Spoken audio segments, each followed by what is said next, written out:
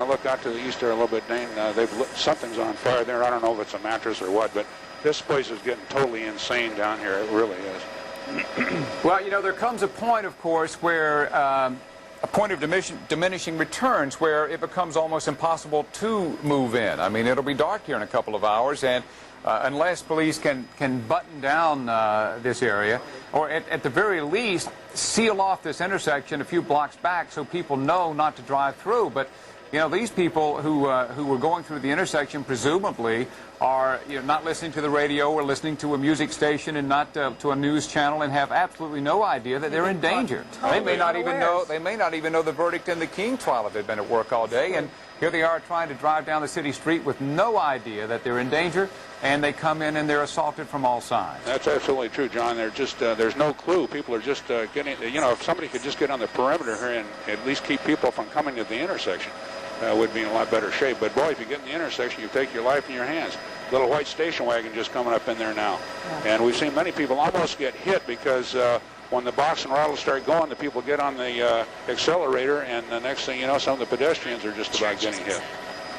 Again, anybody who's just joining us needs to know that this is an isolated incident. This is the intersection at Florence and Normandie.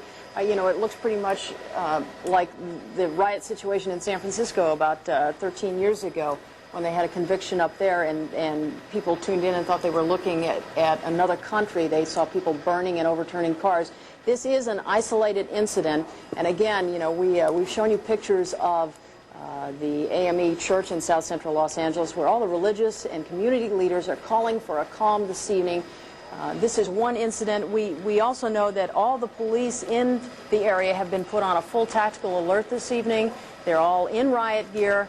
You may have seen the pictures along Parker Center a few minutes ago. There were about 200 people moving in on Parker Center. We do want to put it in perspective that this is the only trouble spot that we know of, the only violent trouble spot we know of in the whole city of Los Angeles. Any way you look at it. Well, it's anarchy.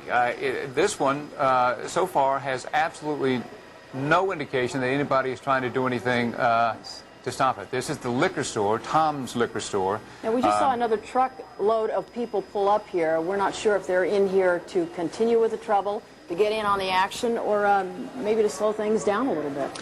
Well, if you just joined us, the liquor store, the upper right-hand corner of the screen has been looted. It was broken into. They've been piling out of there with liquor and with goods of all kinds for over an hour now. To the right bottom of the screen, you can't see it now, there's a gas station there that has also been looted in the last 45 minutes. You can see debris all over the ground there. Okay, John, can you read me? John? Yes, yeah, go we ahead, can hear you, Cliff. Okay, you can see that a couple of mattresses now that are on fire in the middle of Florence there, just east of Normandy, and they're starting to throw more fuel on the fire boxes, whatever they can find now, paper. So I imagine there's going to be a fire here pretty quick. But again, I'd like to emphasize we've been over this area for about an hour and a half now, and totally around here. This is really the only bad incident that we've seen going down, and I want to emphasize that. Okay, thanks a whole lot, Cliff.